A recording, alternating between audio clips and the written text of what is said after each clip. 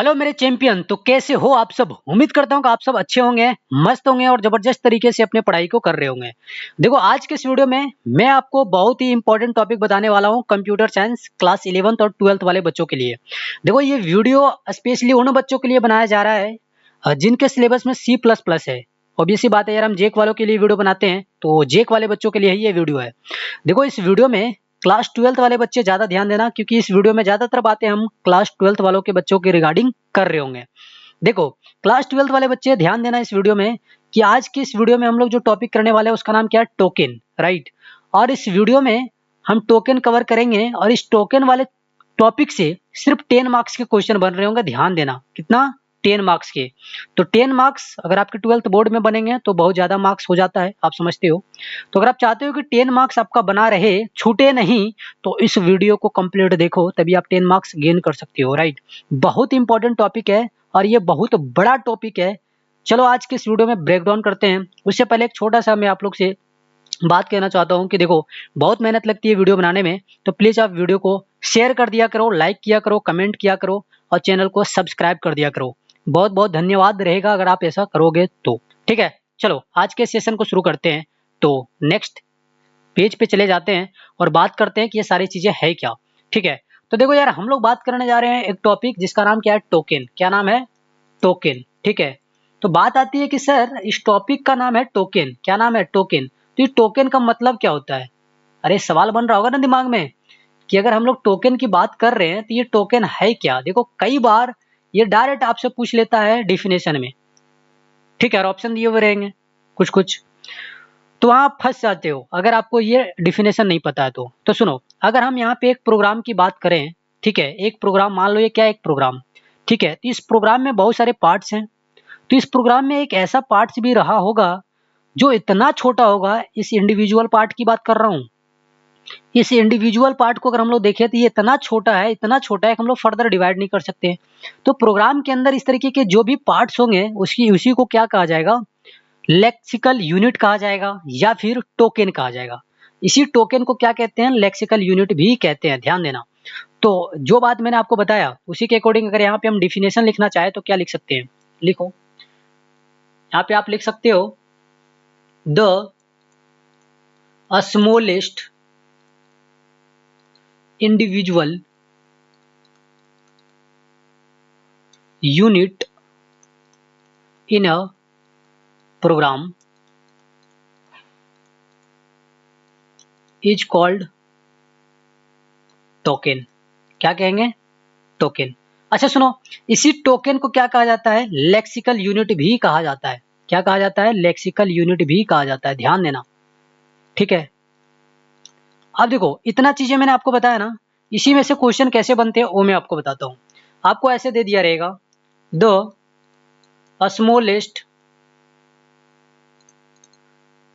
Individual unit is known as, ऐसे रहेगा डेस। ठीक है, और आपके पास ऑप्शन रहेंगे A unit, B token, D note, no, या फिर सी में कुछ और ऑप्शन दिया हुआ रहेगा, मान लो सी आउट, कुछ भी दे दिया। इस तरीके के क्वेश्चन बनेंगे, राइट। इस तरीके के क्या होंगे? क्वेश्चन बनेंगे। क्या पूछेगा? The smallest individual unit is known as, और 4 ऑप्शन इस तरीके से दिए हुए रहेंगे। तो देखो अगर तुम्हें डिफिनेशन पता है तो इस तरीके के क्वेश्चन कर ले जाओगे। ठीक है, और देखो तुम कई सारे पेपर उठा के देख सकते हो प्रीवियस ईयर के, जहां पर तुम्हें ये क्वेश्चन डिट्टो मिल जाएगा, जो भी चीजें मैंने आपको बताया।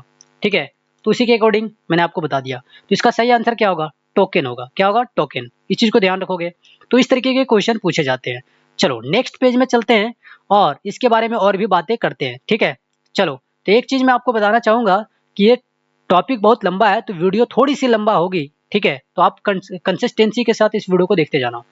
चलो अब टोकन की बात करें तो हम लोग टाइप्स ऑफ टोकन की बात करते हैं अब, कि टोकन जो है कितने प्रकार की होती हैं। ठीक है, टाइप्स ऑफ टोकन। अब भैया देखो टोकन की अगर हम टाइप्स की बात करें तो ये कितने तरह की होती है? 5 तरह की होती है, राइट। एक होता है हमारे पास कीवर्ड। ठीक है, क्या होती है? कीवर्ड। अब ये कीवर्ड क्या होती है हम लोग इसमें डिटेल से बात करेंगे। दूसरा होता है हमारे पास आइडेंटिफायर। आइडेंटिफायर, ठीक है, ये आई है आइडेंटिफायर्स। तीसरा होता है हमारे पास लिटरल। सुनो, इसी लिटरल्स को ना कांस्टेंट कहते हैं। क्या कहते हैं? कांस्टेंट कहते हैं। एक होता है हमारे पास पंक्चुएटर। क्या होता है? पंक्चुएटर्स, ठीक। और एक होता है हमारे पास ऑपरेटर। तो इतनी सारी इसकी क्या है? टाइप्स है।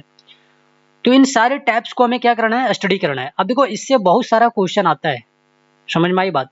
इससे बहुत सारा क्वेश्चन आता है, इसलिए इन सारी टॉपिक को पढ़ना बहुत जरूरी है। एक क्वेश्चन मैंने आपको कहाँ से बता दिया? डिफिनेशन से, कि डिफिनेशन से वहां से क्वेश्चन बनते हैं। ये चीजें हो गई। अब देखो, इतने सारे जो पार्ट्स हैं, 1 2 3 4 और 1 5, तो ये 5 तरह के जो पार्ट्स इसमें हम लोग पढ़ेंगे, इसी में से आपका बाकी के 9 मार्क्स के क्वेश्चन बन रहे होंगे, ठीक है। तो इसलिए इन सारे पार्ट्स को भी ध्यान से पढ़ लेना है, ठीक है। चलो तो शुरू करते हैं हम लोग पहला पार्ट, जिसका नाम क्या है? कीवर्ड। तो नेक्स्ट पेज में चलते हैं, राइट। नेक्स्ट पेज में चलते हैं और हम लोग बात करेंगे सबसे पहले किसके बारे में? कीवर्ड के बारे में, कि कीवर्ड क्या होता है। देखो जी, हम लोग पहला बात कर रहे हैं कीवर्ड के बारे में, ठीक है, कि ये कीवर्ड्स क्या होते हैं, ठीक, कि कीवर्ड्स क्या होते हैं, इसके बारे में बात करेंगे, ठीक है। चलो तो सुनो, कीवर्ड्स क्या होता है? ये एक प्री डिफाइंड वर्ड होता है। सुनते जाओ, बहुत ज्यादा लिखाऊंगा नहीं, ठीक है। ये क्या होता है? प्री डिफाइंड वर्ड होता है। Pre defined words. अब सुनो, इसका मतलब क्या है? प्री डिफाइन का मतलब होता है कि प्रोग्राम में वे सारे वर्ड्स जो पहले से डिफाइन किया गया हो, बाय डिफॉल्ट प्रेजेंट हो, राइट। तो उन सारे वर्ड्स को हम लोग क्या बोलेंगे? कीवर्ड बोलेंगे। सुनो, ये जो कीवर्ड होता है ना, इसे रिजर्व वर्ड भी कहते हैं। क्या कहते हैं? रिजर्व वर्ड भी कहते हैं, ठीक है। तो इस चीज को ध्यान रखोगे। सुनो, ये जो कीवर्ड होंगे, ये हमेशा लोअर केस में लिखे जाएंगे। किस केस में? लोअर केस में। लोअर केस का मतलब क्या होता है? सुनो, 26 लेटर होते हैं इंग्लिश अल्फाबेट में, ठीक है। उसमें से आपने ए को ऐसे लिखना सीखा होगा, और इसी ए को आप इस तरीके से लिखने के लिए सीखे होंगे। तो इस वाले जो ए है, इसको बोलेंगे लोअर केस, और इस वाले ए को बोलेंगे अपर केस। अब सुनो, दोनों में फर्क क्या है? अपर केस का मतलब है बड़ा एबीसीडी वाले अक्षर, लोअर केस का मतलब है छोटा एबीसीडी वाले अक्षर, ठीक है। तो इस चीज को ध्यान रखोगे। तो इसको हमेशा किस में लिखा जाएगा? लोअर केस में लिखा जाएगा। सुनो, एक चीज और, जब भी तुम इसे प्रोग्रामिंग करोगे, मतलब प्रोग्राम में कीवर्ड का यूज करोगे, तो इसकी जो कलर है वो कैसा हो जाएगा? व्हाइट। तुम्हें देखने को मिल जाएगा व्हाइट कॉलर। देखो, कॉलर लिख रहे हैं, कलर नहीं। समझ में आई बात? देखो, ये सारे के सारे अमेरिकन वर्ड हैं, तो अमेरिका में कलर का स्पेलिंग यही लिखा जाता है प्रोग्रामिंग के अंदर। हम लोग जनरली इसको देख रहे हैं, तो कलर का स्पेलिंग ऐसा मत बोलना कि मास्टर कलर का स्पेलिंग गलत लिख रहा है। चलो, एक चीज और सुनो। देखो, इसमें किसी भी तरह के सिंबल्स यूज नहीं होंगे, ठीक है। इसमें किसी भी तरह के सिंबल्स यूज नहीं होंगे, ठीक। अच्छा, एक चीज और देखो, टोटल कीवर्ड की अगर हम लोग बात करें सी प्लस प्लस प्रोग्रामिंग में, तो 95 कीवर्ड्स हैं। कितने? 95 कीवर्ड्स हैं, ठीक है। तो इस बात को आप ध्यान रखोगे, ठीक। चलो, इसकी एग्जाम्पल की अगर हम लोग बात करें, ठीक है, तो एग्जाम्पल में सुनो, एंट, फ्लोट, कैर, ठीक है, और स्ट्रिंग, और इसमें और भी चीज आप ले सकते हो, वाइड, ठीक है। आप इनलाइन ले सकते हो। इनलाइन भी एक क्या होता है? कीवर्ड होता है। तो इस तरीके के बहुत सारे कीवर्ड इसमें आएंगे। टोटल कीवर्ड कितने हैं? 95। किसके अंदर? सी प्लस प्लस प्रोग्रामिंग के अंदर। तो इस चीज को आप ध्यान रखोगे, ठीक है। चलो, तो ये हो गया बात किसकी? कीवर्ड की हो गई, ठीक है जी। किसकी बात हो गई? कीवर्ड की बात हो गई, ठीक। एक चीज और इसमें आप लिख सकते हो कि इसी कीवर्ड को ना स्पेशल मीनिंग वर्ड भी कहते हैं। क्या कहते हैं? Special meaning word. Special meaning word, ठीक। तो सुनो, इसको रिकॉल करते हैं कि कीवर्ड क्या है। तो कीवर्ड प्रोग्राम के अंदर स्पेशल मीनिंग वर्ड होता है, या इसी को प्री डिफाइन वर्ड कहते हैं। रिजर्व वर्ड भी इसी को कहा जाता है। इसको हमेशा लोअर केस में लिखा जाएगा, जब भी हम प्रोग्रामिंग करेंगे तो ये हमेशा व्हाइट कलर में दिखाई देगा।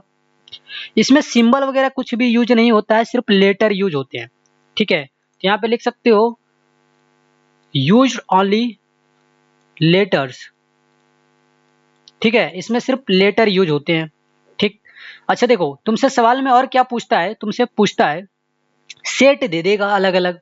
समझ में आई बात, सेट दे देगा, जैसे दे देगा इंट, फ्लोट, कैर, वाइड, इस तरीके का कोई एक सेट रहेगा।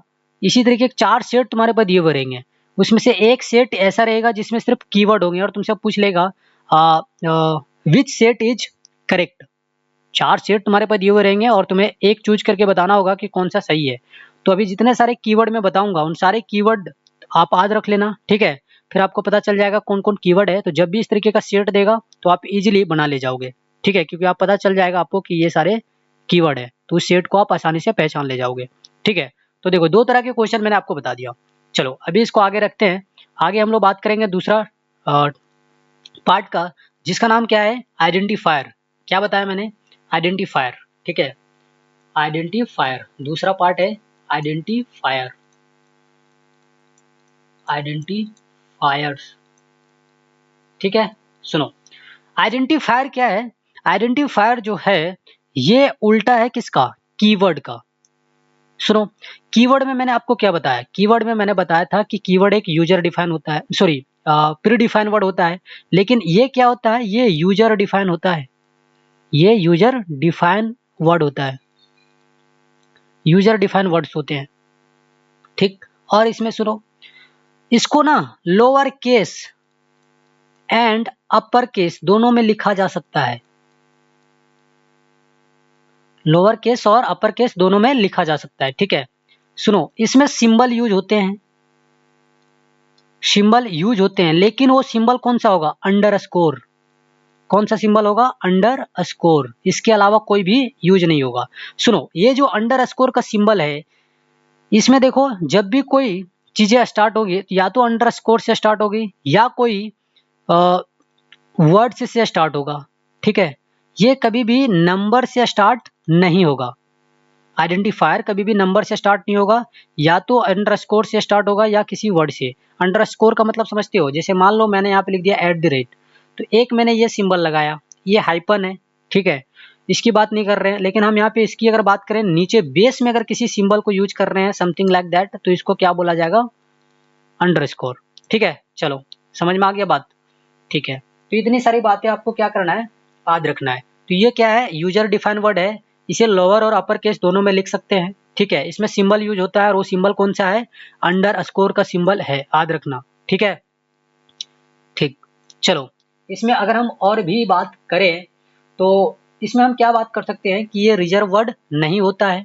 ठीक है, ये यूजर वर्ड मतलब सॉरी प्री डिफाइन वर्ड नहीं होता है। ठीक है, ये प्री डिफाइन वर्ड नहीं होता है।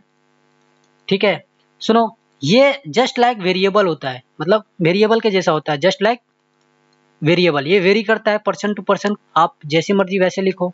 कोई मान लो मस्ट लिख रहा है, तो मान लो हम MUST छोटा छोटा लिखे, कोई ऐसे लिखेगा। ठीक है, तो सबकी अपनी मर्जी, मतलब क्या कर रहा है, वेरी कर रहा है, तो इसलिए ये क्या है, वेरिएबल के जैसा है। ठीक है, चलो यूजर इसमें कुछ भी डिफाइन कर सकता है, समझ में आई बात। एक चीज ध्यान रखना, इसकी अगर हम एग्जाम्पल की बात करें, ठीक है, इसकी अगर हम एग्जाम्पल की बात करें तो एग्जाम्पल में सुनो, एग्जाम्पल में अगर हम बात करें तो देखो यहाँ पे अगर हम लिखे हैं जैसे मान लो मैं लिखता हूँ स्टडी। ठीक, स्टडी है, यहाँ पे लगाए अंडरस्कोर, यहाँ पे लिखते हैं 1 2 3। ठीक है, तो ये क्या है, हमारे पास एक आइडेंटिफायर है। सुनो अगर मैं यहाँ पे ऐसे लिखता हूँ अंडरस्कोर राम, ठीक है, तो ये क्या है, सही है। अगर मैं यहाँ लिखूँ 1 2 3 हाइपन सॉरी मतलब अंडरस्कोर, यहाँ लिखूँ RAJ, ये गलत है। मैंने आपको बताया कि नंबर से कभी भी स्टार्ट नहीं होगा। सुनो अगर मैं यहाँ पे लिखूँ रामू, ठीक है, और यहाँ पे मैंने इस तरीके से लिखा, ये भी क्या है, गलत है। क्या बोला जा रहा है कि एक ही सिंबल यूज होगा, वो कौन सा है, अंडरस्कोर। ठीक है, क्या है, अंडरस्कोर। तो देखो यहाँ पे अंडरस्कोर नहीं है, क्या है, @ इसको क्या कहते हैं, @। ठीक है, तो इस सिंबल को यूज नहीं कर सकते, सिंपल अंडरस्कोर को यूज करेंगे। ठीक है, किसको यूज करेंगे, सिर्फ अंडरस्कोर को, ये हमेशा बेस में लिखा जाएगा इस तरीके से। ठीक है, चलो तो इसकी इतनी सारी बातें हैं। अब यहाँ से क्वेश्चन कैसे बनता है वो मैं आपको बताता हूँ। अब आपसे पूछ देगा, क्या पूछेगा सुनो ध्यान से। आपसे पूछेगा what are the differences between, ऐसे क्वेश्चन मैं यहाँ पे लिख देता हूँ क्वेश्चन, ठीक है, क्वेश्चन मैं यहाँ पे लिख देता हूँ, ध्यान देना। आपको क्वेश्चन इस तरीके से पूछेगा, what are the differences between keyword and identifier. ठीक है, कीवर्ड एंड आइडेंटिफायर्स के बीच क्या अंतर है वो आपको पूछेगा। और देखो ये क्वेश्चन कई बार पूछा गया है आपके 12th क्लास के एग्जामिनेशन में, ठीक है। ये डिपेंड करता है कि एग्जामिनर कैसे पूछ रहा है, लेकिन जनरली ये 3 मार्क्स में पूछा जाता है। कितना? 3 मार्क्स में। याद रखना, जब भी 3 मार्क्स में क्वेश्चन पूछे तो आप हमेशा 5 पॉइंट देने की कोशिश करना, ठीक है। कितना? 5 पॉइंट। अब ये 5 पॉइंट आप खुद से लिखोगे और आप मुझे मेल कर सकते हो, राइट।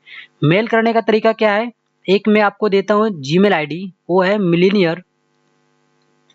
Millionaire mindset 28@gmail.com। तो आप इस पे भी क्या कर सकते हो, मुझे अपना आंसर भेज सकते हो और चेक करा सकते हो मुझसे, ठीक है। अरे समझ में आई बात? चलो समझ में आ गई होगी। बहुत अच्छा से नहीं लिखा गया है, लेकिन आप याद रखना यही है, ठीक है। चलो अब हम लोग आगे बात करते हैं नेक्स्ट टॉपिक की और, ठीक है। नेक्स्ट टॉपिक हमारा क्या है बच्चा? थर्ड पार्ट इसका क्या था? थर्ड पार्ट मैंने आपको बताया था, ये क्या है? लिटरल। क्या है? लिटरल। क्या है? लिटरल्स। लिटरल्स या फिर इसी को क्या कहते हैं? कांस्टेंट। क्या कहते हैं? कांस्टेंट। देखो इसका डिफिनेशन आपसे कभी नहीं पूछेगा, है ना, लेकिन याद रखो ये क्या होता है। देखो लिटरल्स का मतलब होता है कि जो प्रोग्रामिंग के दौरान अपनी वैल्यू को कभी भी चेंज नहीं करे। कांस्टेंट का मतलब क्या होता है जी? फिजिक्स में आपने पढ़ा होगा, जैसे मान लो कोई वस्तु अगर हर जगह उसकी अगर स्पीड मान लो 2 मीटर पर सेकेंड है, यहाँ भी 2 मीटर पर सेकेंड है, तो इसका मतलब क्या है? कांस्टेंट स्पीड से चल रही है, राइट।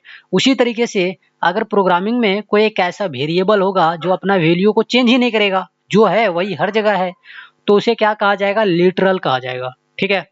अब सुनो, ये जो लिटरल होता है ना, ये 4 तरह का होता है। कितने तरह का होता है?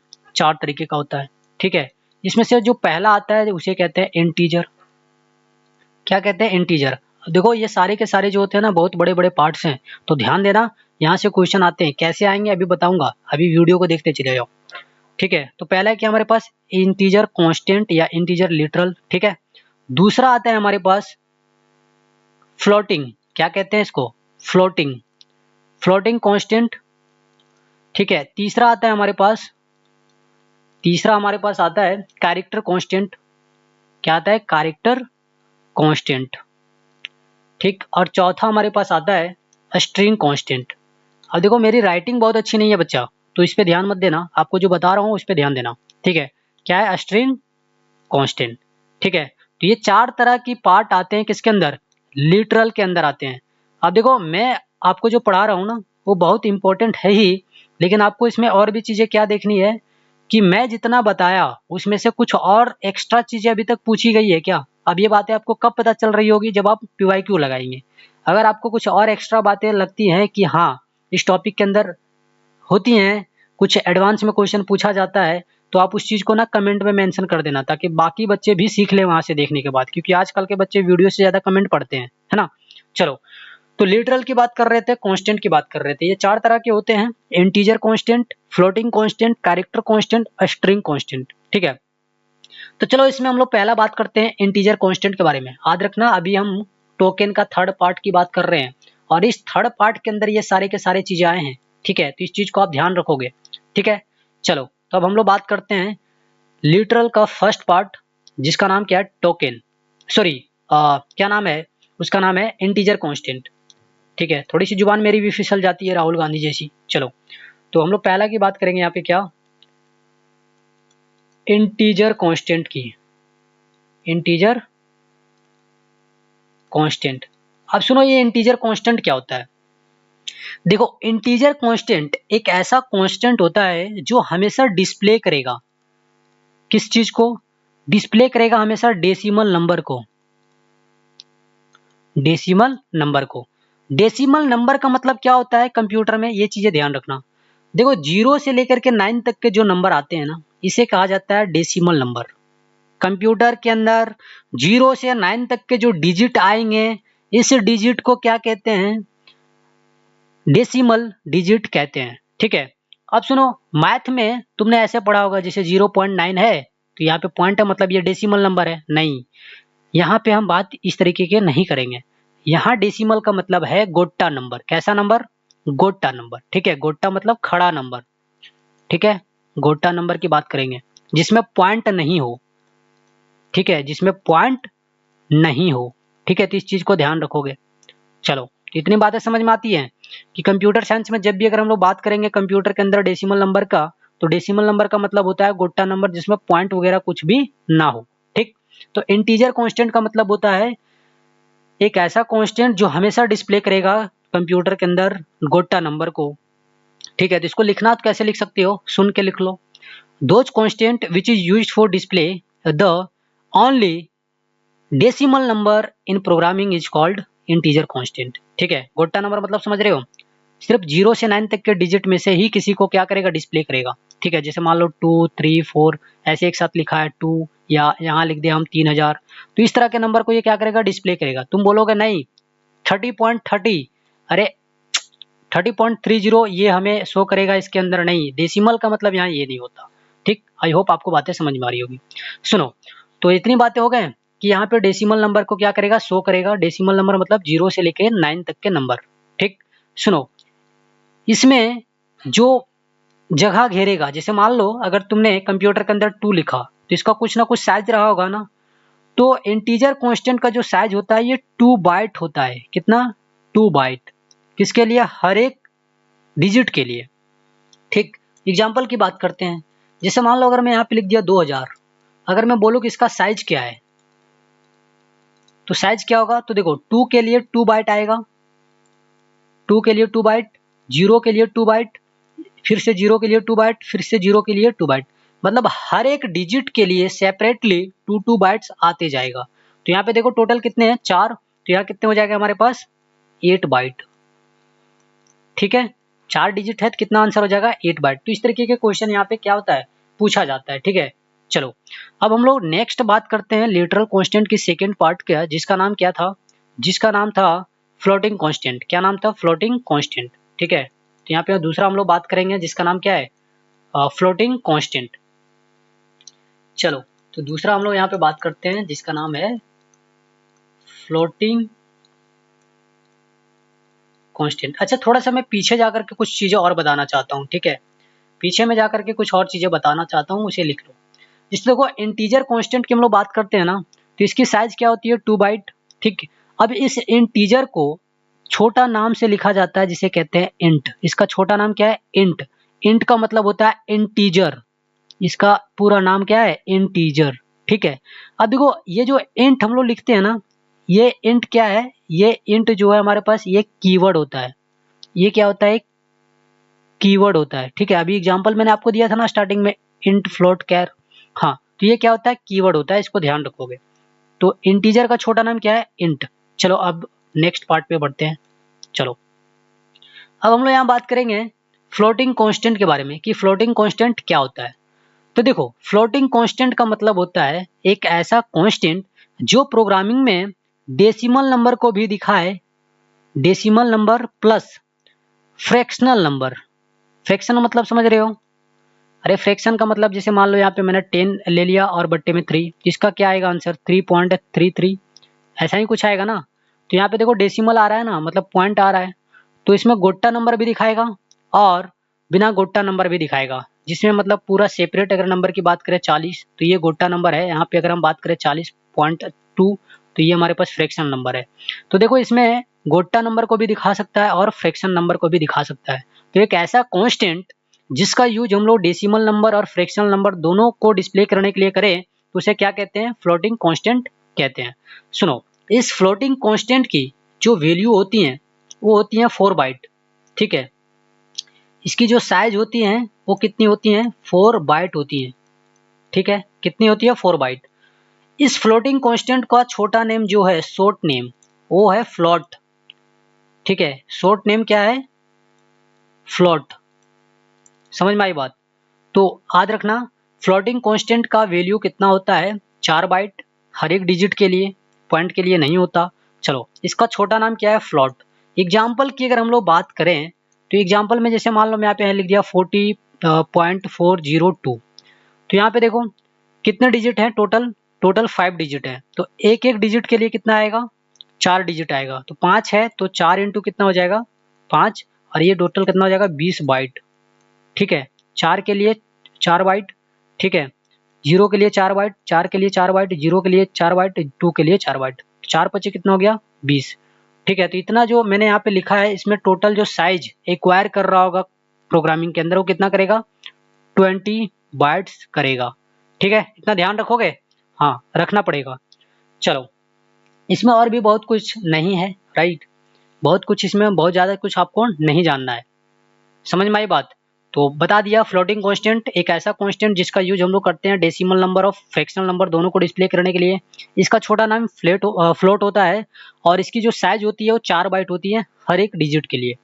ठीक है, चलो अब हम लोग थर्ड नंबर की बात करते हैं। लिटरल में हम लोग थर्ड नंबर की बात करते हैं। क्या था थर्ड में आपको मैंने बताया था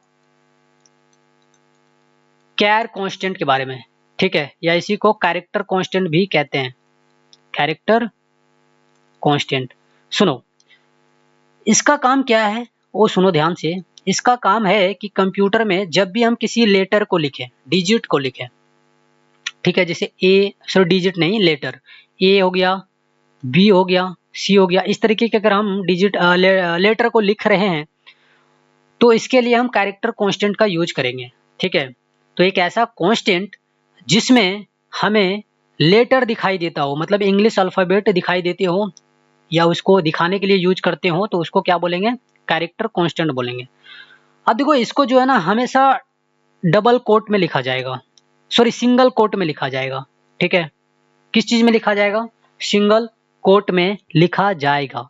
समझ में आई बातें, इतनी ध्यान रखोगे, इसको हमेशा सिंगल कोट में लिखा जाएगा। ठीक है, चलो तो कुछ कुछ बातें हैं जो मैं यहाँ पे लिख देता हूँ। एक ऐसा कांस्टेंट जो हमेशा क्या दिखाए, लेटर्स को दिखाएगा। ठीक है, कहाँ से, ए टू जेड, या फिर ये बड़ा में ए टू जेड, ये दोनों को चीजों को दिखाएगा। इसको हमेशा सिंगल कोट में लिखा जाएगा, सिंगल कोट में लिखा जाएगा मतलब इस तरीके से लिखा जाएगा। एग्जाम्पल देख लो, जैसे मान लो मैंने यहाँ पे लिखा ए, ये हो गया, ठीक इस तरीके से हो। फिर मैंने लिखा यहाँ पे बी, तो इस तरीके से लिखा जाएगा। एक चीज और ध्यान रखना, इसका यूज हम लोग करते हैं सिंगल लेटर को दिखाने के लिए। समझ में आई बात, इसका यूज हम लोग सिंगल लेटर को दिखाने के लिए, यहाँ पे हम ए बी ऐसे नहीं दिखा सकते, ये गलत हो जाएगा। ठीक है, तो हमेशा सिंगल लेटर को दिखाएंगे। ठीक है, तो इसको लिखो used for display only single letter. ठीक है, तो इस चीज को ध्यान रखोगे। अच्छा, इसकी जो साइज होती है, इसकी अगर हम साइज की बात करें तो 1 बाइट होती है। ठीक है, कितनी, 1 बाइट। एग्जाम्पल में अगर हम लोग बात करें तो यहाँ पे जैसे मान लो यहाँ पे दे दिया आर डबल कोट में, इसका साइज पूछ ले तो कितना होगा, 1 बाइट होगा। इतनी चीज ध्यान रखना। अच्छा, इसके छोटा नाम की अगर हम लोग बात करें, शॉर्ट नेम की बात करें तो इसको कहते हैं केर। क्या कहते हैं, कैर कहते हैं, ध्यान देना इस बात को। ठीक, क्या कहते हैं, कैर। चलो, कैरेक्टर कांस्टेंट का छोटा नाम कैर है। इसकी साइज 1 बाइट होती है। इसका यूज हम लोग लेटर को दिखाने के लिए करते हैं, चाहे वो लेटर लोअर केस में हो या अपर केस में। इसको हमेशा सिंगल कोट में लिखा जाएगा और इसका यूज हम लोग जनरली सिंगल लेटर को डिस्प्ले करने के लिए करते हैं। इतनी सी बातें हैं जो आपको ध्यान रखना है। ठीक है, चलो कुछ यहाँ पे स्पेशल कांस्टेंट भी हैं जिसके बारे में हम लोग यहाँ पे क्या करेंगे, बात करेंगे। कुछ यहाँ पे स्पेशल मीनिंग वर्ड भी आएंगे। ठीक है, कुछ यहाँ पे स्पेशल मीनिंग वर्ड भी आएंगे। जैसे देखो, जब भी आपको इस तरीके का सिंबल देखने को मिले, ठीक है, इस तरीके का, तो इसका मतलब होता है अलर्ट बेल। ठीक है, क्या होता है, अलर्ट बेल। लिख देता हूँ अच्छा से, अलर्ट बेल। ठीक, आपको इस तरीके से स्लैश एफ देखने को मिले तो इसका मतलब होता है फॉर्म फीड। ये सब आता है डायरेक्ट ऑब्जेक्टिव में, ठीक है। तो याद रखना आपको, अगर इस तरीके से आपको स्लैश एन देखने को मिले तो इसका मतलब होता है न्यू लाइन, ठीक है। न्यू लाइन मतलब जब भी आप प्रोग्रामिंग करोगे तो मान लो इस लाइन से अगर आप इस लाइन में जाना चाह रहे हो तो ये इसके लिए न्यू लाइन होगा। तो देखो उसमें आपको लास्ट में ये चीज़ें ऐड करनी पड़ेंगी, ठीक है। तो इस यहाँ पे जब ये चीज़ें ऐड कर दोगे प्रोग्रामिंग में, मतलब ये लाइन जो है टूट करके नया लाइन में आ जाएगा। समझ में आई बात? तो ये ब्रेक द लाइन का काम करता है कौन? ये स्लैश एन। चलो आपको और भी चीज़ें देखने को मिलेगी, जैसे देखो स्लैश बी, ठीक है, ठीक है। स्लैश बी का मतलब क्या होता है? Back space. क्या होता है? Back space, right. फिर देखो आपको और भी चीजें, जैसे स्लैश जीरो मिलेगा, इसको कहते हैं नल कैरेक्टर। नल कैरेक्टर मतलब कोई भी कैरेक्टर नहीं है, ठीक है। चलो यहाँ पे देखो और भी चीजें आपको देखने को मिलेगी, जैसे आपको मिलेगा यहाँ पे आगे देखने को स्लैश टी। क्या देखने को मिलेगा? Slash T. इसका मतलब होता है, स्लैश टी का मतलब होता है हॉरिजॉन्टल टैब। हॉरिजॉन्टल टैब क्या होता है? हॉरिजॉन्टल टैब, ठीक है। तो इस चीज को ध्यान रखोगे, ठीक। चलो यहाँ पे अगर हम बात करें स्लैश भी, तो इसका मतलब होता है वर्टिकल टैब। Vertical tab. अब ये दोनों को समझो थोड़ा सा क्या होता है ये, ठीक है। देखो यार, जब भी हम बात करते हैं हॉरिजॉन्टल टैब की, तो जैसे मान लो आपने कोई प्रोग्राम लिखा, राइट, और अगर आप चाहते हो कि वो हॉरिजॉन्टली दिखे, जैसे मान लो आप 3 का टेबल लिखे हो किसी प्रोग्राम में, मान लो आपने लूप चलाया और उसमें अगर आपको टेबल दिखानी है हॉरिजॉन्टली, जैसे मान लो 3, 6, 9, 12, 15 ऐसे ऐसे करके टेबल जा रहा है, तो ये कैसा हो गया? ये हो गया हॉरिजॉन्टली, ठीक है।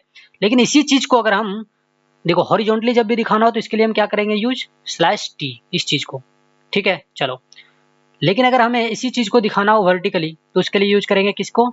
स्लैश भी को। जैसे इसी टेबल को हम जनरली ऐसे लिखते हैं ना हम लोग, 6, 3, 9, 12, 15 डॉट डॉट डॉट ऐसे, ठीक है। अगर हम इस तरीके से किसी रिजल्ट को दिखा रहे हैं तो प्रोग्रामिंग में जब भी इस तरीके का रिजल्ट दिखाना हो तो उसके लिए स्लैश भी का यूज करते हैं, जिसका मतलब होता है वर्टिकल टैब, ठीक है। और अगर हमें किसी चीज को हॉरिजॉन्टली दिखानी है तो स्लैश टी का यूज करेंगे। चलो तो इतनी सी बातें हैं जो तुम्हें क्या करना है? याद रखना है। इससे डायरेक्ट क्वेश्चन आ जाते हैं। देखो एग्जाम में ये कई बार क्वेश्चन पूछा हुआ है स्लैश जीरो वाला, ये हमेशा पूछता है कि ऐसे पूछ देगा slash zero is known as, ऐसे पूछ देगा, ठीक है। ऐसे दे देगा ब्लैंक स्पेस और आपको बताना रहेगा कि इसको क्या नाम से जानते हैं या इसको क्या कहते हैं। तो सिंपली इसको क्या कहते हैं? नल कैरेक्टर, ठीक है। पीवाईक्यू करोगे इस तरह के क्वेश्चन देखने को मिल जाएंगे डायरेक्ट, ठीक है। चलो आगे हम लोग बात करते हैं अब स्ट्रिंग कांस्टेंट के बारे में, ठीक है। तो लिटरल का चौथा पार्ट की बात करेंगे जिसका नाम क्या है? String constant. क्या है? स्ट्रिंग कांस्टेंट, ठीक है। इस चीज को ध्यान रखोगे। अब ये स्ट्रिंग कांस्टेंट क्या होता है? देखो मैंने आपको इससे पहले बताया था कैरेक्टर कांस्टेंट। क्या बताया था? Character constant. इससे पहले क्या बताया था? कैरेक्टर कांस्टेंट के बारे में मैंने बात किया था। उसमें क्या होता था कि आप हमेशा सिंगल लेटर को क्या करते थे? डिस्प्ले करते थे, ठीक है। लेकिन देखो जब आपको मल्टीपल लेटर दिखाने की जरूरत हो तो आप फिर क्या करोगे? तो फंस जाओगे। तो उसके सोल्यूशन के लिए स्ट्रिंग कांस्टेंट को बनाया गया है, ठीक है। तो जब भी आपको मल्टीपल कैरेक्टर को डिस्प्ले करना हो तो उसके लिए हम लोग क्या करते हैं? मल्टीपल कैरेक्टर को जब भी डिस्प्ले करना हो तो उसके लिए हम लोग स्ट्रिंग का यूज करेंगे, ठीक है। चलो अब देखो इसे हमेशा डबल कोट में लिखा जाएगा। कैसे लिखा जाएगा? डबल कोट्स में लिखा जाएगा। इस चीज को ध्यान देना, इस तरीके से लिखा जाएगा, ठीक। इसकी जो बाइट होती है वो 1 बाइट होती है, 1 बाइट फॉर ईच। मतलब जितने भी कैरेक्टर होंगे उस सभी के लिए 1 बाइट होगा plus 1 extra byte, 1 extra byte. अब बोलोगे सर 1 एक्स्ट्रा बाइट क्यों रखेगा? सभी के लिए 1-1 बाइट प्लस एक और एक्स्ट्रा बाइट क्यों? तो 1 एक्स्ट्रा बाइट जो रखता है वो नल कैरेक्टर के लिए रखता है, फॉर नल कैरेक्टर। अभी नल कैरेक्टर बताया ना, ऐसे डिनोट किया जाता है। चलो तो इतनी सारी बातें हैं, ठीक है। तो स्ट्रिंग कांस्टेंट का मतलब क्या है? एक ऐसा कांस्टेंट जिसका यूज हम लोग करते हैं प्रोग्राम में मल्टीपल कैरेक्टर को डिस्प्ले करने के लिए। इसे हमेशा डबल कोट में लिखा जाएगा। इसकी साइज जितने भी लेटर होंगे सभी के लिए 1 बाइट होगा। उसके अलावा एक और बाइट होगा और वो जो एक एक्स्ट्रा बाइट होगा वो किसके लिए होगा? नल कैरेक्टर के लिए होगा। ध्यान रखना इतनी बातों को। ठीक है, इसे हमेशा डबल कोट में लिखा जाएगा, ये चीजें ध्यान रखना। अब देखो इसमें सिंबल वगैरह कुछ भी चीजें यूज हो सकती हैं, राइट। जैसे अगर मैं यहाँ पे एग्जांपल की बात करूं, अगर मैं यहाँ एग्जांपल की बात करूं, जैसे मैं यहाँ पे लिख दूं जैक, ठीक, और यहाँ पे मैंने @ सिंबल लगा दिया, ठीक है। चलो तो देखो जे के लिए 1 बाइट आएगा, ए के लिए 1 बाइट आएगा, ठीक है, सी के लिए 1 बाइट आएगा और इस @ सिंबल के लिए 1 बाइट आएगा। तो कितने बाइट हो गए हैं टोटल? 4 बाइट हो गए हैं। क्या यही आंसर होगा? नहीं, इसमें एक और प्लस क्या करना है, हमें ऐड करना है। किसके लिए? तो ये नल कैरेक्टर के लिए, ठीक है। अब आपका सही आंसर होगा, ठीक है। तो कई बार आपसे ये क्वेश्चन पूछता है, ठीक है। तो इसका जो टोटल सही आंसर होगा क्या हो जाएगा? 5 बाइट्स, ठीक है। क्या हो जाएगा? 5 बाइट्स। तो इस चीज को ध्यान रखोगे बच्चे, है ना। 5 बाइट्स सही आंसर होगा। चलो देखो एक बार क्वेश्चन आया था, लास्ट ईयर एक क्वेश्चन आया था, आपसे ऐसे पूछेगा, ऐसे पूछेगा द वैल्यू ऑफ, आगे पेज में करा दूं या यहीं करा देता हूं, चलो ऐसे पूछेगा द वैल्यू ऑफ, लिख देगा जैक 2024 ऐसे आया था। ये क्वेश्चन आया लास्ट ईयर में, आप देख सकते हो कुछ इसी तरीके का क्वेश्चन। तो आपको क्या होता है यहाँ पे बताना होता है कि इसकी वैल्यू क्या होगी, ठीक है। और देखो ये डबल कोट में लिखा जाएगा, एक चीज ध्यान रखना, यहाँ पे ये भी जो है डबल कोट में लिखा जाएगा। इस तरीके से डबल कोट्स में लिखा हुआ है, डबल कोट्स में लिखा हुआ है मतलब स्ट्रिंग कांस्टेंट की बात करी जा रही है, ठीक है। और सिंगल कोट में लिखा हुआ है तो उसमें तो सिंगल लेटर होगा, ये तो ध्यान रख सकते हो, वो ज्यादा नहीं पूछता है, ठीक है। उसमें क्या पूछेगा, देखो उसमें आपको ऐसे पूछेगा /t, बोलेगा इसका वैल्यू क्या है। तो /t में t अलग और स्लैश अलग नहीं है, ये साथ में कंसिडर किया जाता है। इसकी कितनी वैल्यू होगी? 1 बाइट होगी, ठीक है। तो इस चीज को ध्यान रखोगे, ठीक है। जब भी अगर आपसे ऐसे पूछे कि बताओ /0 जो है इसकी वैल्यू क्या होगी, ठीक है, यस, हाँ, तो ये हमेशा 1 बाइट होगा। समझ में आई बात? तो ये सारे के सारे क्या है, स्लाइस के साथ जितने भी लिखे हुए हैं वो एक साथ हैं, अलग अलग मत समझना कि स्लाइस अलग है और उसके साथ जो वेरिएबल लिखे हैं वो अलग है, ऐसा कुछ नहीं होता, ठीक है। चलो तो इसमें जो क्वेश्चन आएंगे स्ट्रिंग कांस्टेंट में कुछ इस तरीके के क्वेश्चन लिखे हुए आएंगे, जैसे लास्ट ईयर यहाँ पे आया था कि द वैल्यू ऑफ जैक 2024 और ये डबल कोट्स में था। तो गिन लो सबको, कितने वेरिएबल हैं, 1 2, अरे यार क्या हो गया, हाँ कितने हो गए, एक, देखो 1 2 3 4 5 6 7 और 1 8, टोटल 8 लेटर इसमें हैं, टोटल 8 तरह की चीजें इसमें लिखी हुई है।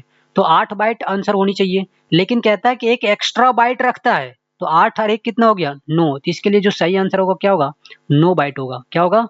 9 बाइट सही आंसर होगा, ठीक है। तो इतनी बातें क्या करोगे, ध्यान रखोगे। समझ में आई बात? तो इतनी छोटी छोटी सी बात अगर आप याद रखोगे तो आपसे क्वेश्चन बन जाएंगे और आपका कहीं भी मार्क्स नहीं जाने वाला है, ठीक।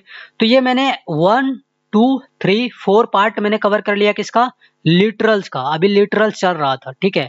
किसकी बात चल रही थी, लिटरल्स की। तो लिटरल्स के ये 4 पार्ट्स थे और लिटरल खुद तीसरा पार्ट था, किसका, कीवर्ड का। ये सारे के सारे पार्ट खत्म हो गए। चलो तो अब हम लोग बात करते हैं टोकन के 4 पार्ट की, किसकी, 4th part of the token, right. तो जो टोकन की 4th पार्ट है उसका नाम क्या है, पंक्चुएटर। क्या नाम है, पंक्चुएटर्स। अब ये पंक्चुएटर क्या होता है, सुनो ध्यान से, ठीक है। पंक्चुएटर का मतलब समझते हो, पंक्चुएटर क्या काम करता है? अरे पंक्चुएटर क्या काम करता है ये मैं आपसे पूछ रहा हूँ, पढ़े हो? नहीं पढ़े हो तो इस वीडियो को फिर कंपलसरी आपको देखना है। देखो पंक्चुएटर एक सिंबल होता है, राइट। क्या होता है, ये सिंबल होते हैं जिसका यूज हम लोग करते हैं प्रोग्राम में अलग अलग कामों के लिए, ठीक है। जैसे प्रोग्राम को सेपरेट करना हो, कैलकुलेशन करना हो, तो इसके लिए अलग अलग क्या आएंगे, सिंबल्स आएंगे। खैर कैलकुलेशन के लिए ऑपरेटर में पढ़ेंगे, लेकिन इसका जो काम होता है इन सारी सिंबल्स का, उसका काम होता है प्रोग्राम को सेपरेट करने का, राइट, ठीक है। तो पंक्चुएटर सिंबल्स होते हैं, punctuators are the symbols which is used to separate the program, ठीक है। बहुत सिंपल डेफिनेशन है, आप इसे लिख सकते हो, ठीक है। चलो तो पंक्चुएटर क्या होते हैं, सिंबल्स होते हैं जिसका यूज हम लोग क्या किस लिए करते हैं, प्रोग्राम को सेपरेट करने के लिए करते हैं। लिख लो अगर लिखना चाहो तो, ये क्या होते हैं, सिंबल्स होते हैं और इसका यूज हम लोग करते हैं used for separate the program, separate the program, ठीक है। तो इतनी बातें हैं जो आपको याद रखनी है। अच्छा सर इसके अंदर सिंबल कौन कौन से आते हैं ये बता दो, तो लिख लो, अगर लिखना चाहते हो तो लिख लो। जैसे उसमें एक सिंबल आएगा ये, इसको कहते हैं ब्रैकेट, ठीक। इसमें आएंगे इस तरीके का सिंबल, इसको कहते हैं ब्रेसिस, ठीक है। उसमें आएगा एक इस तरीके का सिंबल आएगा छोटा, इसको कहते हैं पैरेंथेसिस, पैरेंथेसिस, राइट। इसमें देखो इस तरीके का सिंबल आएगा, इसको कहते हैं सेमीकोलन, ठीक है। एक आएगा आपको इस तरीके का, ठीक है, रेशियो वाला, तो इसको कहते हैं कोलोन, क्या कहते हैं, कोलोन। अब देखो इसमें एक इस तरीके का सिंबल आएगा जिसको कहते हैं कॉमा।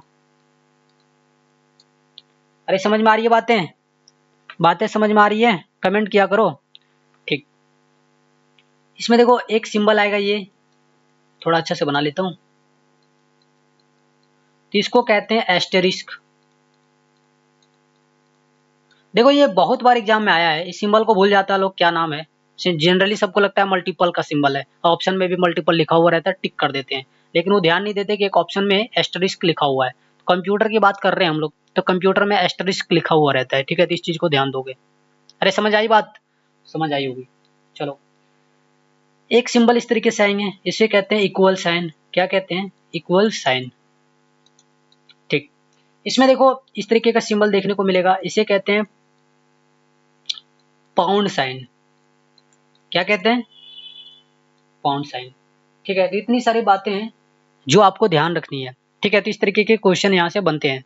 तो हम लोगों ने 4th पार्ट तक कवर कर लिया है, राइट। चलो हम लोग बात करते हैं ऑपरेटर्स के बारे में, ठीक है। टोकन के अंदर एक टॉपिक और आता है जिसका नाम क्या है, ऑपरेटर्स, क्या नाम है, ऑपरेटर्स, ठीक है। तो टोकन की 5 नंबर पार्ट की हम लोग यहाँ पे क्या करेंगे, बात करेंगे, जिसका नाम क्या है, टोकन, सॉरी ऑपरेटर, ठीक है। टोकन के जो 5वां नंबर पार्ट है उसको क्या कहते हैं हम लोग, उसको कहते हैं ऑपरेटर। अब भैया ये ऑपरेटर्स क्या होते हैं, ठीक है, सुनो। ऑपरेटर का मतलब होता है वे सारे सिंबल्स जिसका यूज हम लोग करते हैं प्रोग्रामिंग में कैलकुलेशन के लिए, ठीक है। वे सारे सिंबल्स जिसका यूज हम लोग प्रोग्रामिंग में कैलकुलेशन के लिए करते हैं, तो वैसे सिंबल्स को क्या कहेंगे, वैसे सिंबल्स को बोलेंगे ऑपरेटर्स, क्या बोलेंगे, ऑपरेटर बोलेंगे, ठीक है। तो इस चीज को ध्यान रखोगे बच्चा। अब देखो ऑपरेटर्स, तो इसमें बहुत सारी चीजें पढ़नी है ऑपरेटर के बारे में, तो चलो बात करते हैं एक एक ऑपरेटर के बारे में, ठीक है। एक एक ऑपरेटर के बारे में बात करेंगे इस वीडियो में, लास्ट है टॉपिक, और इसके बारे में हम लोग अभी यहाँ पे बात करेंगे, ठीक है। क्या है ऑपरेटर्स, ऑपरेटर्स मतलब ये सिंबल्स होते हैं, राइट। एक याद रखना, ये क्या होते हैं, सिंबल्स होते हैं जिसका यूज हम लोग किस लिए करते हैं, यूज्ड फॉर कैलकुलेशन, ठीक है। तो इतनी सारी बातें हैं जो आपको ध्यान देना है। अच्छा देखो अगर हम इसकी टाइप्स की बात करें, ऑपरेटर्स की टाइप्स की बात करें, तो ये जनरली 2 तरीके के होते हैं, कितने, 2 तरीके के होते हैं। एक होता है हमारे पास यूनरी ऑपरेटर, और दूसरा होता है बाइनरी ऑपरेटर, ठीक है। क्या होता है, यूनरी ऑपरेटर, और एक होता है बाइनरी ऑपरेटर। अब बाइनरी ऑपरेटर और यूनरी ऑपरेटर क्या होता है, सुनो ध्यान से। यूनरी ऑपरेटर का मतलब है एक ऐसा ऑपरेटर जो डिपेंड्स होगा, जो डिपेंड करेगा, depends on only one variable, only one variable, ठीक है। तो इस चीज को ध्यान दोगे। अरे समझ में आई बात, मैं लिख रहा हूँ उस पर ध्यान मत दो, जो बोल रहा हूँ उस पर ध्यान देना, जो डिपेंड करेगा किस पे, सिर्फ एक वेरिएबल पे, ठीक। अब इसके जो सिंबल्स होंगे देख लो, एक आएगा प्लस प्लस ए क्या है, वेरिएबल, इसके आगे ये सिंबल लगे हुए हैं, या फिर ऐसे हो सकता है ए माइनस माइनस बाद में लगा हुआ है, या इसी को माइनस माइनस ए लिख सकते हैं, या इसी को ए प्लस प्लस लिख सकते हैं। तो ये क्या हमारे पास यूनरी ऑपरेटर है। ये जो ऑपरेटर हैं ये सब क्या है, प्लस प्लस, ये सब ऑपरेटर है। इसको इंक्रीमेंट डिक्रीमेंट ऑपरेटर कहते हैं, ठीक है। समझ में आई बात, हाँ। तो ये सब क्या है, सिंबल्स होते हैं, राइट, जो कि किसके अंदर आएंगे, यूनरी ऑपरेटर। अब इसके अंदर और भी चीजें आती हैं, जैसे इसको प्लस, ठीक है, इसको कहते हैं यूनरी प्लस, यूनरी प्लस, ठीक है। एक होता है यूनरी माइनस, अरे समझ रहे हो बात, इतनी सारी चीजें हैं, ठीक। एक हमारे पास आता है इस तरीके का सिंबल, इसको कहते हैं एड्रेस ऑपरेटर। ये देखो कई बार क्वेश्चन में पूछा हुआ है, ठीक है, तो इसको ध्यान दोगे। एड्रेस ऑपरेटर पूछता है कि this symbol is known as, ये जो सिंबल दिया हुआ है ना तुम्हारे पास, ये तो ये सिंबल क्या होता है ये आपसे पूछेगा। ठीक है, तो ये सिंबल जो है ये आपसे कई बार पूछता है एग्जाम में कि इस सिंबल को क्या कहते हैं। तो इसको क्या कहते हैं, एड्रेस ऑपरेटर कहते हैं। बड़ा बड़ा लिख देता हूँ, आंख फाड़ के देख लो। ठीक है, लेकिन गलत मत करना एग्जाम में। तो एड्रेस ऑपरेटर का नाम इसको दिया जाता है। ठीक, हम लोग जनरली एंड लिखते हैं, है ना। तो इसको कंप्यूटर में क्या कहते हैं, एड्रेस ऑपरेटर कहते हैं। इस चीज को ध्यान दोगे। चलो नेक्स्ट यहाँ पे हम लोग बात करेंगे बाइनरी ऑपरेटर के बारे में। तो उससे पहले यूनरी ऑपरेटर को और ध्यान से सुन लो। देखो कई बार आपसे ना पूछता है क्वेश्चन में कि ये जो प्लस प्लस और ये जो माइनस माइनस है, ये प्लस प्लस और जो माइनस माइनस है, इसको कौन सा ऑपरेटर कहते हैं। तो ये यूनरी ऑपरेटर के अंदर आएंगे। ठीक है, प्लस प्लस को इंक्रीमेंट ऑपरेटर का नाम देते हैं, जो कि वेरिएबल के आगे लगा हुआ रहेगा और इसका काम है जो वैल्यू दिया गया है उसमें एक वैल्यू इंक्रीज करेगा। इसका काम है एक वेरिएबल के आगे अगर लगा हुआ है तो ये एक वैल्यू को डिक्रीज करेगा और इसे कहते हैं डिक्रीमेंट ऑपरेटर। माइनस माइनस को क्या कहते हैं, डिक्रीमेंट ऑपरेटर। समझ रहे हो बात को। तो इतनी सी बातें हैं।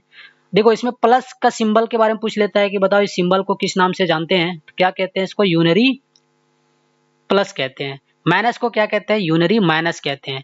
लेकिन इसमें पूछता कौन है, ये वाला सिंबल जो मैंने आपको बताया कि सिंबल को क्या कहते हैं, तो एड्रेस ऑपरेटर कहते हैं, या फिर ये वाला सिंबल जो अभी मैंने आपको बताया। तो इसको चीज ध्यान में रखोगे। इतनी सारी बातें आपको क्या करनी है, ध्यान में रखनी है। चलो नेक्स्ट पेज की ओर हम लोग यहाँ क्या करते हैं, बढ़ते हैं। ठीक है, और यहाँ पे बात करते हैं कि आगे हम लोग को जो बाइनरी ऑपरेटर पढ़ना है ये क्या कहता है उसके बारे में। ठीक है, तो दूसरा यहाँ पे पार्ट अगर हम लोग बात करें, दूसरा पार्ट की बात करें तो क्या है हमारे पास, बाइनरी ऑपरेटर। क्या है, बाइनरी ऑपरेटर्स। अब देखो बाइनरी ऑपरेटर का मतलब है कि एक ऐसा ऑपरेटर जो दो या उससे ज्यादा वेरिएबल पे काम करे। समझ रहे हो। जैसे मान लो यहाँ दे दिया प्लस प्लस ए प्लस प्लस प्लस बी, ऐसे दे दिया। ठीक है, प्लस प्लस क्या दे दिया, बी। ठीक है, देखो यहाँ एक अलग वेरिएबल है, एक अलग वेरिएबल है, मतलब दो या इससे ज्यादा आ जाएगा, प्लस प्लस सी। ठीक है, इसी में आ जाएगा प्लस माइनस माइनस डी, ऐसे आ जाएगा। ठीक, आपसे क्या बोलेगा, आपसे बोलेगा कि ठीक है आप y बराबर वैल्यू निकालिए, जहां पर जो है इंटीजर ले लिया है कांस्टेंट, और इंट में a की वैल्यू जो है वो अलग अलग ले लेगा। जैसे a की वैल्यू ले लेगा 2। ठीक, समझ में आई बात। फिर b की वैल्यू जो ले लेगा वो b का वैल्यू ले लेगा मान लो 1, c की वैल्यू ले लेगा 3, d की वैल्यू ले लेगा 2, ऐसे ले लिया, राइट। डी की वैल्यू ले लिया 2। तो बोलेगा कि y का वैल्यू क्या होगा बताओ। तो सुनो, प्लस प्लस का मतलब क्या होता है, जो वैल्यू दिया गया उसमें एक बढ़ा देगा। तो देखो a का वैल्यू कितना दिया, 2, और प्लस प्लस लगा हुआ है मतलब 2 और एक बढ़ गया तो कितना हो गया, 3। प्लस लगा है ये वाला तो इसको उतार दो। फिर है plus plus B. Plus plus अगर किसी वेरिएबल के आगे लगा है इसका मतलब है पहले वैल्यू को चेंज करेगा तब काम करेगा। तो प्लस प्लस का मतलब है एक वैल्यू बढ़ा देगा। ठीक है, तो बी का वैल्यू कितना है, 1, और एक ये प्लस प्लस तो इसकी वजह से एक वैल्यू बढ़ जाएगा। तो यहाँ कितना हो जाएगा, 1 और 1 2, प्लस ये वाला प्लस किस बात करी जा रही है, यहाँ प्लस प्लस सी। सी की वैल्यू कितनी है, 3, और एक प्लस प्लस का सिंबल लगा है मतलब जो वैल्यू दिया है उसमें से एक बढ़ जाएगा। ठीक है, तो यहाँ 3 और एक कितना हो जाएगा, 4, ये वाला प्लस यहाँ आ जाएगा, उतार दो। फिर बोला माइनस माइनस डी, मतलब डी में जो वैल्यू दिया गया है उसमें से एक माइनस कर दो, राइट। समझ में आई बात। तो डी में वैल्यू कितना दिया है, 2, तो उसमें एक माइनस कर दो तो कितना हो जाएगा, 1। ठीक है, ऐसे। और ये किसके बराबर है, y के बराबर है। तो सबको जोड़ के लिख दो, 2 प्लस 3 5, 5 प्लस 4 9, 9 प्लस 1 10। तो y बराबर कितना आ जाएगा हमारे पास, 10। तो ये हो जाएगा आंसर। तो मैं सिंपल से बात आपको ये समझाना चाह रहा था कि बाइनरी ऑपरेटर जो है ये हमेशा काम करेगा दो या उससे ज्यादा वेरिएबल पर। ठीक है, समझ में आई बात। अब बोलोगे सर ये जो यूनरी ऑपरेटर में आप प्लस प्लस बताए थे ये अलग अलग वेरिएबल पे लग रहा है। अरे तो जिस पे लग रहा है वो इंडिविजुअल वेरिएबल है ना, ऐसे तो नहीं लग रहा है प्लस प्लस बी सी। समझ रहे हो ना, बी सी यहाँ दो अलग अलग वेरिएबल है, मतलब मोर देन वन वेरिएबल है। मोर देन वन वेरिएबल पे ये काम नहीं करेगा, लेकिन प्लस प्लस बी है तो इसके लिए ये एप्रोप्रिएट है। ठीक है, चलो तो ये बातें हैं। तो बाइनरी ऑपरेटर एक ऐसा ऑपरेटर जो काम करता है दो या उससे ज्यादा वेरिएबल के ऊपर। अब इसमें बहुत सारे टाइप्स आते हैं जिसको जानना बहुत जरूरी है, यहाँ से क्वेश्चन आते हैं। नेक्स्ट पेज पे चलता हूँ, ध्यान रखना इतनी सारी बातें। ठीक है, इसमें देखो अगर हम लोग पहला बात करें बाइनरी ऑपरेटर में तो हम लोग बात करते हैं अर्थमेटिकल ऑपरेटर के बारे में। किसके बारे में, अर्थमेटिकल ऑपरेटर के बारे में यहाँ पे बात करते हैं। तो ये अर्थमेटिकल ऑपरेटर क्या होता है, लिख देता हूँ यहाँ पे। Arithmetical operator. ठीक है, तो ये अर्थमेटिकल ऑपरेटर का मतलब क्या होता है, आओ इसे समझते हैं ध्यान से। मेरी लैपटॉप थोड़ी सी डाउन हो गई है, मैं इसको चार्ज लगा लेता हूँ। ठीक है, मैं इसको चार्ज लगा लेता हूँ। ठीक है, चलो। तो अगर हम यहाँ बात करें अर्थमेटिकल ऑपरेटर की, क्या हो गया भाई, क्या आ गया यहाँ पे, हाँ। तो अर्थमेटिकल ऑपरेटर में क्या होता है कि जितने भी गुना भागा वाला सिंबल आता है, जिसको आप जनरली अपने लाइफ में यूज करते हो, जैसे प्लस माइनस और गुना, ये जो भागा वाला सिंबल है ये तो यूज नहीं होता है जनरली। ठीक है, तो इसको ध्यान रखोगे। हाँ, मतलब बहुत कम ही यूज होगा ये। हाँ, तो ये सिंबल है और एक ये, तो इतनी सारी जो चीजें होती हैं, ये आपसे पूछेगा कि बताओ इसमें से कौन सा अर्थमेटिकल ऑपरेटर है। तो सारा का सारा, कई बार ये पूरा का पूरा सेट दे देता है और पूछता है कि which set is belongs from arithmetical operator. तो ये सेट आपको पता होनी चाहिए। ठीक है, इस चीज को ध्यान रखोगे। ठीक, तो यहाँ जो प्लस है इसको क्या कहते हैं, एडिशन, ये जानते हो ये सब। ठीक है, एडिशन इसको कहते हैं सब्ट्रैक्शन।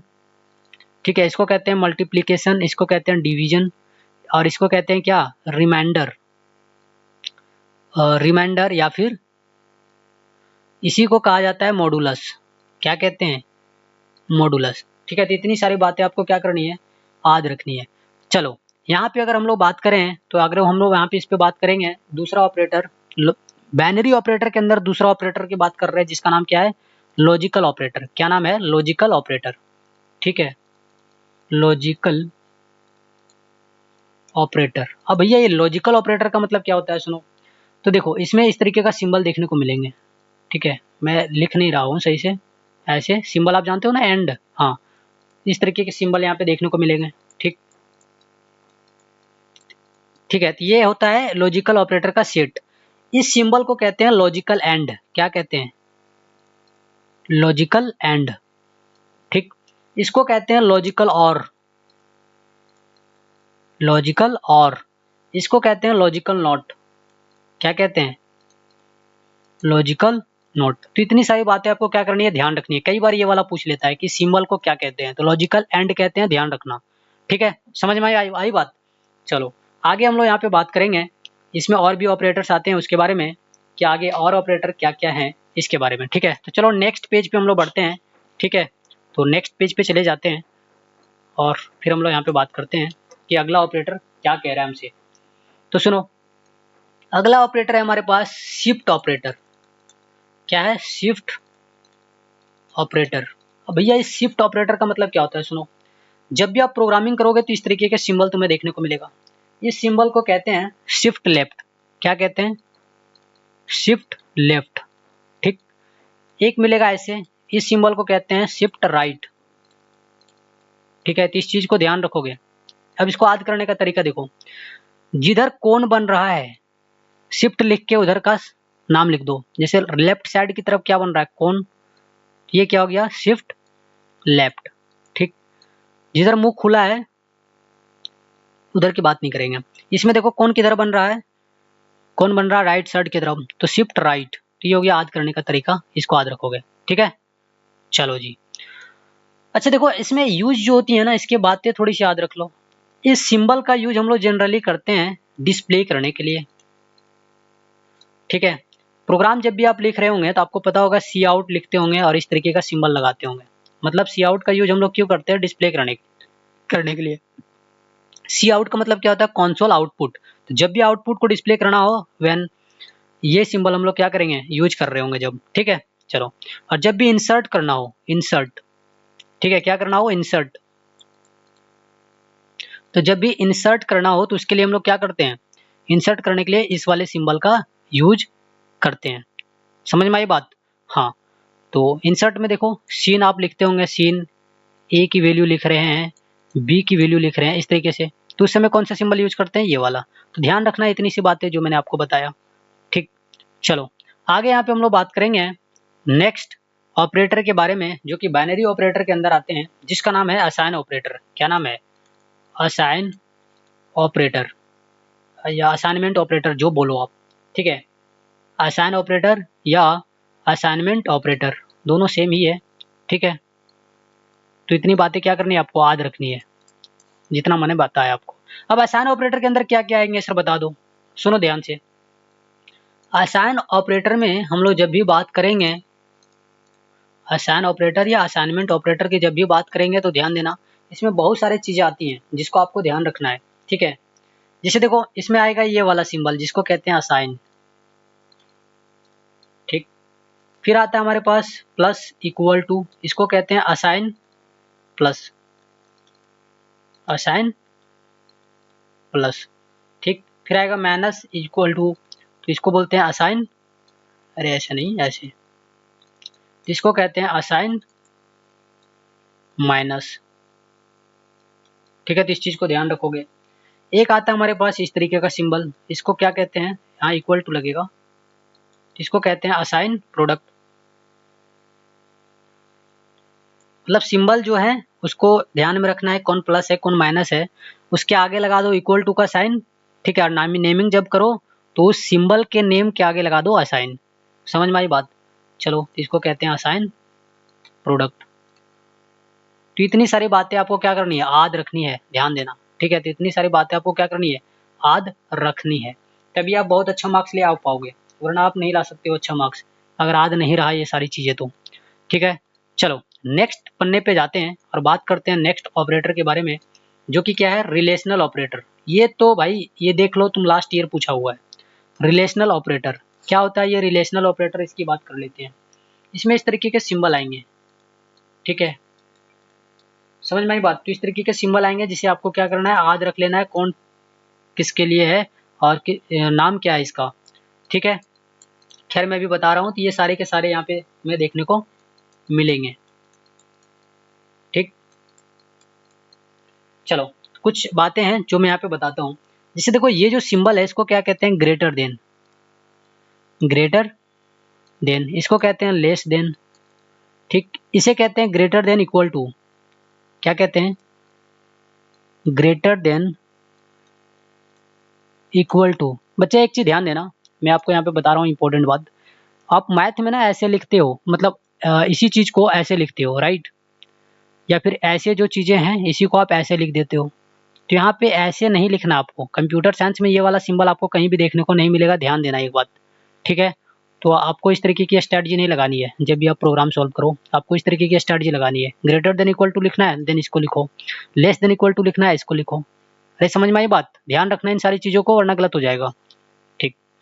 चलो यहाँ पे हम लोग बात करते हैं, ये क्या है, less than equal to, less than equal to, ठीक है। ये जो सिंबल है इसको कहते हैं यहाँ पे इक्वल टू, क्या कहते हैं, इक्वल टू, ठीक है। ये घेरा को मिटा देता हूँ वरना बच्चा सोचेगा इसके ऊपर घेरा किया हुआ था, ठीक है। चलो यहाँ पे जो तुम्हारे पास एक्सक्लेमेटरी वाला सिंबल रहता है, इसको पता है ना, एक्सक्लेमेटरी का सिंबल कहते हैं इंग्लिश में, ठीक है। तो यहाँ पे इस सिंबल को क्या कहते हैं, यहाँ पे इस सिंबल को कहते हैं not equal to, not equal to, ठीक है। तो इतनी सारी बातें हैं जो तुम्हें क्या करनी है, ध्यान रखनी है, ठीक है। चलो नेक्स्ट पेज पे हम लोग बढ़ते हैं और बाइनरी ऑपरेटर के अंदर कुछ और सिंबल की बात कर लेते हैं, ठीक है। देखो भाई एक और सिंबल की यहाँ पे हम लोग बात करेंगे जिसको कहते हैं कंडीशनल ऑपरेटर, क्या कहते हैं, कंडीशनल ऑपरेटर। अब भैया ये कंडीशनल ऑपरेटर क्या होता है, सुनो, इसी को कहते हैं टर्नरी ऑपरेटर, क्या कहते हैं, टर्नरी ऑपरेटर, ठीक है। मैं जल्दी जल्दी लिख रहा हूँ, राइटिंग वाइटिंग पे ध्यान मत देना, जो चीजें मैं बोल रहा हूँ उसको सुन करके लिख लेना, ठीक है। तो भैया जो टर्नरी ऑपरेटर होता है ये कौन सा ऑपरेटर होता है, तो सुनो, टर्नरी ऑपरेटर एक ऐसा ऑपरेटर जो हमेशा 3 एक्सप्रेशन पे काम करे, समझ में आई बात, 3 एक्सप्रेशन पे काम करे, ठीक। जैसे एग्जांपल देता हूँ, टर्न इसका सिंबल होता है ये इसका सिंबल है, याद रखना, ये टर्नरी ऑपरेटर है, या इसी को क्या कहते हैं, इसी को कहते हैं कंडीशनल ऑपरेटर। तो इस चीज को ध्यान रखोगे, ठीक है, कई बार एग्जाम में आया है, तो आप इस चीज को ध्यान रखोगे, ठीक। चलो अब इसमें क्वेश्चन कैसे बनेगा, सुनो एग्जांपल देता हूँ। जैसे बोल देगा आपको कि मान लो f है और इसकी वैल्यू ऐसे दे देगा आपको, राइट। जैसे मान लो हमारे पास इंटीजर कोई एक है और इसमें एक वेरिएबल है जिसकी वैल्यू मान लो 20 दे दिया है, ठीक है। आपको बोल देगा कि f plus 20 greater than equal to 30, ठीक है, क्या दे देगा 30 और यहाँ पे ऐसे रहेगा, ठीक। और यहाँ रहेगा 40, 20 या फिर यहाँ रहेगा 40 ऐसे। ठीक है, तो आपको बताना है कि कौन सा आंसर सही होगा। समझ में आया बात? तो देखो, अगर f के जगह पे वैल्यू आप रखोगे 20, तो 20 + 20 ग्रेटर देन इक्वल टू 30, और यहाँ पे क्या है हमारे पास क्वेश्चन मार्क, फिर क्या है हमारे पास 20, और यहाँ पे क्या है 40, और यहाँ पे क्या है हमारे पास लास्ट में सेमीकोलन। अब सुनो ये क्वेश्चन क्या कहता है, इस तरीके के क्वेश्चन इस पे बनते हैं। 3 एक्सप्रेशन है ना हमारे पास, देखो ये पूरा का पूरा एक हमारे पास एक्सप्रेशन हो गया कंडीशनल। ठीक है, और ये हमारे पास ट्रू आंसर दिखा रहा है, एक फॉल्स आंसर दिखा रहा है। 3 एक्सप्रेशन हो गए हमारे पास। ठीक है, अब इस तरह के क्वेश्चन बनाना कैसे है, देखो हर बार इस तरह के क्वेश्चन आते हैं एग्जाम में, तो समझ लो हमारे पास इंटीजर कोई एक क्या था, नंबर था, मतलब डेसिमल नंबर जिसमें पॉइंट वगैरह नहीं थे। ठीक है, और यहाँ पे कुछ कंडीशन दिए हुए थे इस तरीके का। अब आपको बताना है कि इसका आउटपुट क्या आएगा, इसका आउटपुट आपको बताना है। आउटपुट क्या बताना है, आउटपुट बताना है, आउटपुट क्या होगा। ठीक है, तो सुनो, अगर इसमें आंसर सही होगा तो 20 आएगा, अगर आंसर गलत है तो ये वाला दिखाएगा। जब भी आंसर गलत होगा तो ये जो तुम्हारे पास कॉलन है उसका राइट साइड वाला डिस्प्ले होगा, और जब भी सही होगा तो कॉलन के राइट लेफ्ट साइड वाला आंसर क्या होगा, डिस्प्ले होगा। ठीक है, चलो तो इतनी सी एक जनरल हिंट मैंने आपको दे दिया।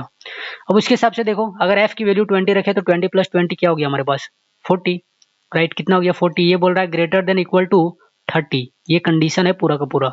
उसके बाद इधर यहाँ पे लगा हुआ क्वेश्चन मार्क, और फिर 20, यहाँ पे कोलन, और यहाँ पे क्या 40। ठीक है, अब आपको बताना है कि ये जो कंडीशन है अगर सही है तो क्या आंसर होगा, गलत है तो क्या आंसर होगा। तो देखो 40 30 से बड़ा होता है ना, तो 40 30 से बड़ा है मतलब दिस कंडीशन इज ट्रू। तो जब कंडीशन ट्रू हो तो ये जो सेमी कोलन होता है ना उसके लेफ्ट साइड वाला आंसर होता है, तो यहाँ पे आंसर क्या हो जाएगा हमारे पास 20। ठीक, लेकिन मान लो अगर इसी को मैं चेंज कर दूं ऐसे, ठीक, अब मैं अगर आपसे पूछूं कि बताओ ये कंडीशन सही है या गलत, तो ये कंडीशन क्या है, गलत है। अरे 40 30 से छोटा कैसे हो सकता है, नहीं हो सकता है।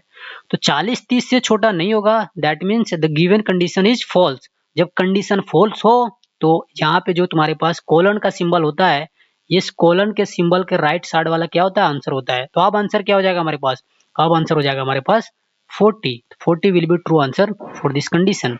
ठीक है, तो इतनी सारी बातें आपको याद रखनी है। चलो एक और यहाँ पे हम लोग बात कर लेते हैं एक और ऑपरेटर के बारे में।